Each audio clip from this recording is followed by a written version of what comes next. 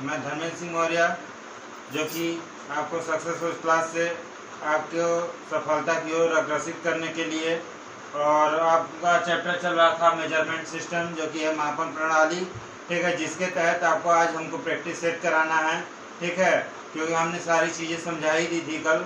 हमने जैसे उसमें बताया था ग्राम का, लीटर का और मीटर का, ये सबको चेंज करना, और टेम्परेचर का भी बता दिया था हमने, और केल्विन में भी चेंज करना बता ही दिया था, फ़ारेनहाइट, सेल्सियस, ये सब सारी चीज़ बता ही दी थी हमने, ठीक है।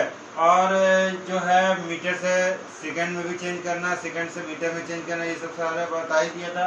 और ये है आपका आज आ गया है प्रैक्टिस सेट पार्ट 2, आज है प्रैक्टिस सेट का पार्ट 2, जिसमें आपका एक सवाल है, सुरेश का जन्म 25 फरवरी 1968 ईस्वी को हुआ था, जिसमें 3 सितंबर 2004 को सुरेश की आयु हमको ज्ञात करनी है। ये अगर हमको दिया हुआ है, जैसे कि हमको कोई डेट ऑफ बर्थ दिया होता है, अगर हमको अपना डेट ऑफ बर्थ निकालना है, तो जो हमारी करंट की डेट है, जैसे इस टाइम हमारी जो डेट चल रही है, जैसे हमारी डेट चल रही है जो, वो करंट की डेट लिखेंगे, और जो हमारे जो जिस दिन पैदा हुए थे उस दिन की डेट लिखेंगे। जैसे इसमें दिया हुआ है 3 सितंबर 2004, 3 सितंबर 2004 जो है वो हम पहले लिखेंगे, यानी कि लिखेंगे 3 सितंबर यानी कि 9वां महीना, ठीक है, और 2004, ठीक है, ये हो जाएगा आपका डे, ठीक है, ये आपका हो जाएगा मंथ, ये आ जाएगा आपका ईयर, ठीक है। और इसमें जो है आपको जो प्रीव्यू डेट है, यानी कि जो पीछे की डेट है, ठीक है, वो हम लिख देंगे। तो डे के नीचे डे लिख दीजिए, 25 था 25 लिख दिया, फरवरी यानी दूसरा महीना है वो हमने लिख दिया, और 1968 है तो 1968 हमने लिख दिया। और सबसे बड़ी बात इसमें ये होती है कि जैसे हम लोग घटाते इधर से थे, यानी कि इकाई से हम लोग घटाते थे, लेकिन इसमें ऐसा नहीं है। इसमें हम लोग पहले डे को लेंगे, फिर मंथ को लेंगे, फिर ईयर को लेंगे, इस टाइप में हम लोग घटाएंगे। तो पहले हम डे लेते हैं, तो हम यहाँ पे देख रहे हैं 3 में से 25 तो जाएगा ही नहीं। सबसे बड़ी प्रॉब्लम ये होती है कि अब 3 में से 25 नहीं जाएगी, तो अब क्या करेंगे, अब हम ये करेंगे कि इस वाले जो मंथ वाली जो है, मंथ में से हम डे को दे देंगे। तो एक मंथ में कितने दिन होते हैं, 30 दिन होते हैं, वो 30 दिन इधर आ जाएगा, तो 30 दिन वो और 3 दिन ये, 30 दिन 33 दिन हो गया। अब 33 में से 25 घटा दोगे तो कितना हो जाएगा, आपका हो जाएगा 33 में 25 हो गया, 5 दिन 8, 8 हो गया, 8 बचा। अब यहाँ पे बचा 8, 8 में से 2 गया, कितना बचा, 8 में से 2 जब जाएगा, ठीक है, तो 8 में से जब 2 गया तो कितना बचा बताइए, 6 बचा। फिर उसके बाद यहाँ पे बच गया, जब हमने यहाँ पे कुछ दिया नहीं था तो ये 2004 ही है। अब 4 में से 8 जाएगा नहीं, ठीक है, इससे लेंगे तो क्या हो जाएगा, 14, 14, 14 में से 8 गया, कितना बचा, 3 तो 5 1 6, 6 बचा। और यहाँ 9 में से 6 गया, कितना बचा, 3 बचा। और इधर क्या हो जाएगा, 0 0, यानी कि ये 0 ना लिखो, ठीक है। फिर ये हो जाएगा 36, यानी ये आपका ईयर में आ जाएगा, यानी 36 साल का हो गया है, ठीक है। जो सुरेश था, सुरेश 36 साल 6 महीना और 8 दिन, यानी कि सुरेश इस समय कितनी आयु है इसकी, 36 साल का हो गया सुरेश, 6 महीने का हो गया है और 8 दिन, इतने दिन का हो गया है सुरेश, ठीक है। ये आपका यही आंसर था, दैट्स ऑल। जैसा कि बच्चों आप जान गए कि ये दूसरा सवाल है, ठीक है, वो सवाल समझ में आ गया होगा, ठीक है। तो अब दूसरा सवाल आपका दिया हुआ है, मनुष्य के शरीर का औसत तापक्रम 98.4 फ़ारेनहाइट माना जाता है, तो यह सेंटीग्रेड में होगा, ये आपको अब निकालना है, ठीक है। तो हम आपको आपको सवाल समझा ही दिए थे कि अगर फ़ारेनहाइट दिया हुआ है, सेल्सियस में निकालना है अगर, ठीक है, तो सेल्सियस में निकालने का फार्मूला हमने कल आपको ही बताया था। ये सवाल जो मेन इंपॉर्टेंट लिख लीजिएगा बच्चों, मेन इंपॉर्टेंट में इसलिए लिख लीजिएगा क्योंकि ये बहुत जगह बहुत कंपटीशन में पूछा जाता है, ठीक है। तो सेंटीग्रेड में निकालना, तापक्रम अगर फ़ारेनहाइट में दिया हुआ है तो सेंटीग्रेड में निकालना या सेल्सियस में जो भी है, ठीक, निकालना। तो हम आपको फार्मूला बताए थे, तो सी बराबर उसमें फार्मूला हमने बताया था, फार्मूला पहले लिख लो, फार्मूला सी बराबर हमने बताया था आपको, ये होता है F-32 ब्रैकेट में गुणे 5/9, ये हमने आपको फॉर्मूला बताया था, जो कि आपको याद होगा। ठीक है, नहीं याद होगा तो आप हमारी पीछे वाली वीडियो देखिए, उसमें हमने ये तरीका पूरा बताया था। ठीक है, एफ क्या चीज़ है, सी क्या चीज़ है, 32 5/9 ये जो भी है सब हम बताए थे। ठीक है, फ़ारेनहाइट में निकालना है वो भी हमने आपको बता दिया था यानी पीछे वाली वीडियो में। ठीक है, तो अब देखते हैं इसको निकालना। तो अगर हमने को इतना फ़ारेनहाइट दिया हुआ है, यानी एफ हमारा इतना दिया हुआ है, तो जहाँ एफ है वहाँ 98.4 रख दीजिए। तो 98.4 यहाँ रख दिया, -32। ठीक है, इंटू 5/9। ठीक है, ये सी हो गया। ठीक है, ये हो गया। अब 98.4 में 32 घटा दीजिए, तो 98.4 में 32 हमने घटा दिया। ठीक है, 32 घटा दिया तो कितना बचा, ये हो जाएगा 4। 8 में से जो 2 गया 6 बचेगा। ठीक है, और 9 में से 6 गया 3, ये बचेगा 3 बचे 66, यानी 66.4। अब ये गुणा था, गुणा हो जाएगा 5/9। ठीक है, ये हो गया। अब इसका जब गुणा करेंगे तो यहाँ गुणा भी करके हम दिखा देते हैं आपको बच्चों। तो 66.4। ठीक है, तो 5 से गुणा करेंगे तो 5 × 20, 2 हासिल, 6 × 5 = 30, 30 2 32, 2 3 हासिल, 6 × 5 = 30, 3 35, ये 1.0। ठीक है, तो हो जाएगा आपका कितना आएगा, 332। 332/9 हो गया ये। ठीक है, अब 9 का भाग दे दो, 9 का भाग दे दो 332 में। ठीक है, तो कितना हो जाएगा, 9 × 18 = 36, 9 × 18 = 27, 3 3 6 2। ठीक है, 9 × 18 = 36, 9 × 54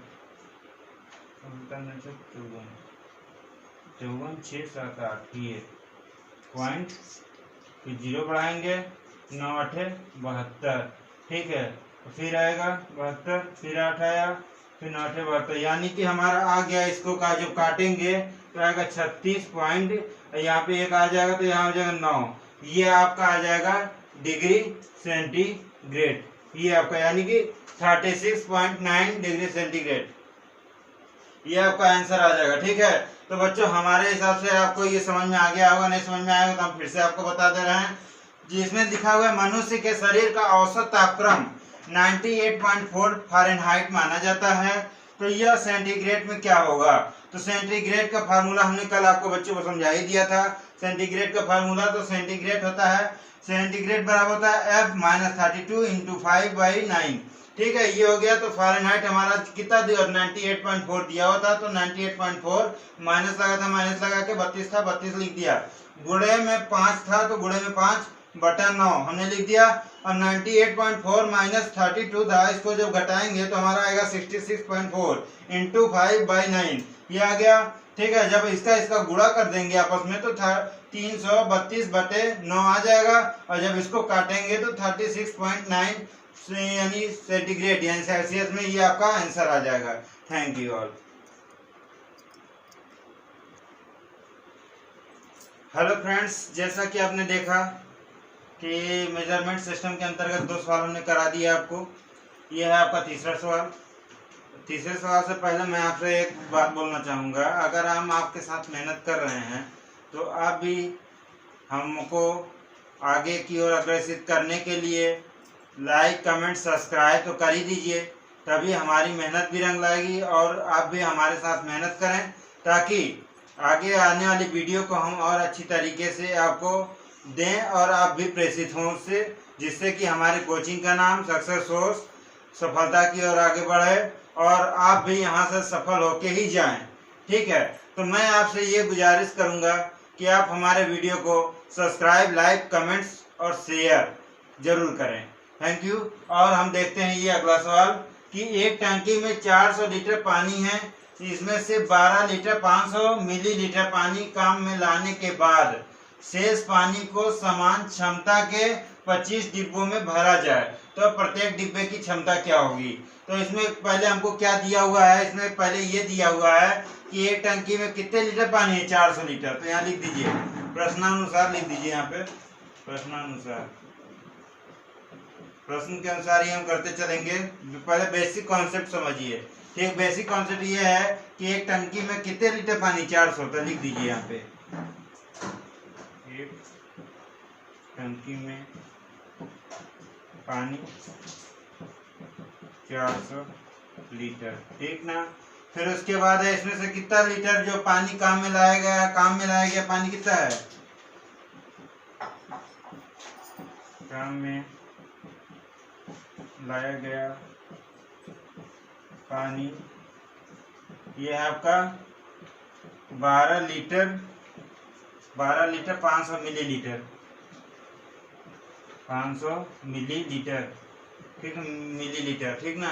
तो मिलीलीटर है अगर, ठीक है, हाँ लिख देते हैं मिलीलीटर, वो मीटर हो जाएगा, ये मिलीलीटर, ठीक ना। तो ये मिलीलीटर अगर हो गया तो इसमें से अब देखिए क्या होता है। अब यहाँ जो लीटर 400 लीटर दिया हुआ था, लेकिन काम में हम लाए हैं 12 लीटर 500 मिलीलीटर, ठीक है। तो हम 400 लीटर में से और इतना लीटर जो है पहले घटा लेंगे, क्यों, तभी तो हमको जो है समान क्षमता वाले 25 डिब्बों में डिवाइड करेंगे। तो पहले हम क्या करेंगे, 400 जो है लीटर हमारा जो काम पानी में है, टंकी में पानी, उसमें जो काम में ले लिया गया है, पहले उसको हम निकाल लेते हैं। तो पहले हम निकालेंगे तो 400 लीटर, यानी 400 लीटर जो पानी था उसमें से, ठीक है, 12 लीटर यानी कि 12 लीटर घटा देंगे और 500 मिलीलीटर घटा देंगे, ठीक है। जब हम घटाएंगे तो इसमें कितना आएगा बताइए, तो इसमें आएगा आपका 500 इधर आ जाएगा और इधर आ जाएगा इधर 9, ठीक है। 9 में से 2 गया, कितना बचा 7, ये हो जाएगा आपका, और 9 में से 1 गया 8 और इधर जाएगा 3, इतना आपका जो है, ठीक है, ये मिलीलीटर लिख दीजिए यहाँ पे, इतना जो है आपका बचा पानी, ठीक है। अब इसको हम 25 डिब्बे में, यानी कि 25 डिब्बों में भरा जाए, जो प्रत्येक डिब्बों की क्षमता, यानी प्रत्येक डिब्बों की, हमको एक एक डिब्बे की क्षमता ज्ञात करनी है। तो एक एक डिब्बे की क्षमता ज्ञात करने के लिए हम क्या करेंगे, जो हमारा ये आया है इसको हम 25 से डिवाइड कर देंगे, ठीक है। तो यहाँ पे लिख देते हैं 387.500 डिवाइडेड बाई 25, ठीक है। जब दशमलव हटाएंगे तो 3 जीरो बढ़ जाएगा, ये 2 जीरो से 2 जीरो कैंसिल हो गया। अब इसका भाग दे दीजिए, ठीक है, भाग दे दीजिए या फिर काट लीजिए, तो इसका कितना आंसर आ जाएगा।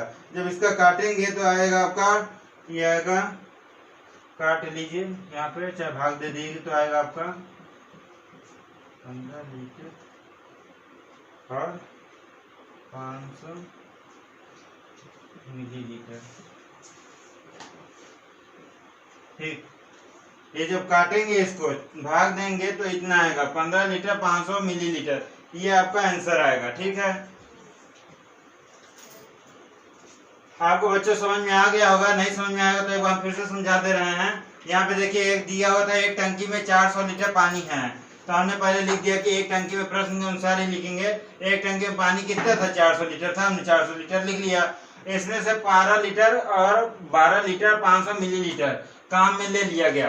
तो जब हम ये जो पानी था और उसमें हम 12 लीटर यूज कर चुके हैं, हमको शेष पानी हमको निकालना है, तो हम 400 में से 12.500 ये जो है घटा देंगे, तभी तो हमको शेष निकलेगा। अब जो शेष निकला है उसको हमको प्रत्येक डिब्बों की क्षमता ज्ञात करनी है। तो प्रत्येक डिब्बे की क्षमता ज्ञात करने के लिए ये जो समान क्षमता वाले 25 डिब्बे हैं, इसको हम डिवाइड कर देंगे। जब डिवाइड करेंगे तभी तो हमको प्रत्येक डिब्बे की क्षमता निकलेगी। तो हमने 25, जो आंसर हमारा यहाँ पे आया था जब निकालने के बाद, तो हमने 25 को यहाँ पे डिवाइड जब किया है, तभी हमारा जो है ये जो आया था आंसर, ये जो है प्रत्येक डिब्बों की क्षमता,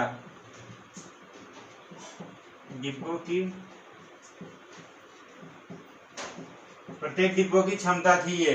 तो 15 लीटर 500 मिलीलीटर जो आया ना, ये आपका प्रत्येक डिब्बों की क्षमता हो गया, ठीक है, ठीक है, थैंक यू। तो बच्चों आपने हमारे सारे जो है न्यूमेरिकल्स देख लिए। ये आपका न्यूमेरिकल्स है एक अजीब तरीके का, जो कि कंपटीशन में, बहुत सारे कंपटीशन में पूछा भी गया है। इसको भी मेन इंपॉर्टेंट में लिख लेते हैं, ठीक है। खासकर यूपी टेट बीएड वाले और सीटेट वाले तो जरूर देखें इसको, ठीक है। इस टाइप में क्वेश्चन उठाए जाते हैं सीटेट में, ठीक है, क्योंकि सीटेट में लंबे क्वेश्चन पूछे जाते हैं ताकि आप उसी में उलझे रहें और आपका टाइम वेस्ट हो जाए, ठीक है। तो आप जो है इसको ट्रिक के माध्यम से देखिए, हम ट्रिक के माध्यम से इसको बताएंगे, आप देखिएगा, ठीक है। अगर आपने ट्रिक इसको यूज की हुई है तो आपका मुश्किल से मुश्किल 10 सेकेंड लगेगा ये सवाल करने में, और आपका टाइम भी नहीं लगेगा। 10 सेकेंड से भी कम ही सवाल यानी टाइम लगेगा अगर आपने सवाल का यानी प्रैक्टिस में है ये सवाल। तो हम देखते हैं, लेकिन आप भी हमारे वीडियो को सब्सक्राइब जरूर करिए, लाइक कमेंट शेयर जरूर करिए, ठीक है, तभी हमको भी प्रोत्साहन मिलेगा और हम आपको वीडियो समय पे प्रोवाइड भी करा पाएंगे और आपके साथ अग्रसित भी रहेंगे और आप हमारी कोचिंग से सफलता की ओर आगे बढ़ेंगे और हमको भी बढ़ाएंगे। Thank you. और इसको आप देखते हैं आपका अगला सवाल, ठीक है। अगला सवाल आपका क्या बोल रहा है कि किसी धातु के 1 घन सेंटीमीटर की तौल ग्राम में क्या होगी जबकि उस धातु के 1 घन मीटर की तौल 5060 ग्राम है, ठीक है। आप इसको ट्रिक के माध्यम से, हमको दिया है घन सेंटीमीटर में तौल, क्या पूछ रहा है, क्या पूछ रहा है, घन सेंटीमीटर में। घन मतलब होता है 3 का जोड़ा, ये तो आपको पता ही होगा, ठीक है। और सेंटीमीटर में है, हमको ग्राम में ये दिया हुआ है, ठीक है। तो हमको 3 का जोड़ा है बनाना है, ठीक है। तो 3 जोड़ा ये बनेगा, ठीक है। अब हमने एक फार्मूला भी आपको बताया था, हम यूज करके दिखा रहे हैं इस फार्मूले को। आपको हमने बताया था अगर ग्राम में है और ये सेंटीमीटर में है, ठीक है, तो हमने आपको मिली सेंटी वाला तो आपने पढ़ाई और मिली सेंटी डेसी ग्राम डेका हेक्टो किलोग्राम।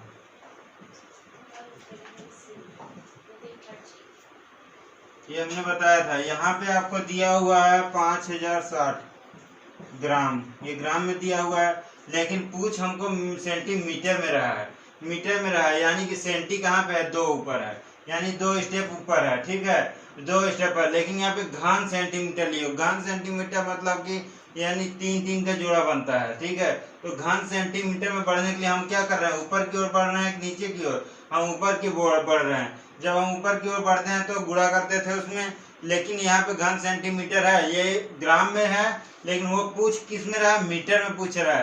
तो हम फार्मूला तो ये यूज करेंगे, लेकिन इसमें जो है नीचे की ओर बढ़ेगा और हम भाग कर लेंगे इसको, ठीक है। अब भाग किससे करेंगे, ये देखते हैं, 5060 डिवाइडेड बाई, ठीक है।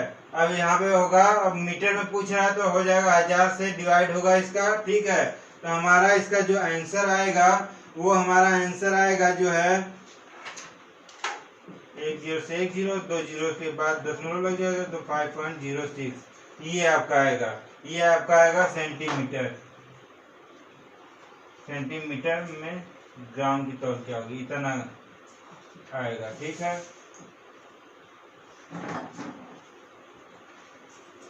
आपने समझ ही लिया होगा इस सवाल को, ठीक है। तो इसमें जो है सेंटीमीटर की तौल ग्राम में क्या होगी, तो सेंटीमीटर की तौल ग्राम में ही पूछा है, तो ठीक है, सेंटीमीटर में निकालने के बाद ग्राम में इसको चेंज कर लेंगे। तो ग्राम में चेंज करने के बाद जो आएगा 5.06 ग्राम आएगा। Thank you all.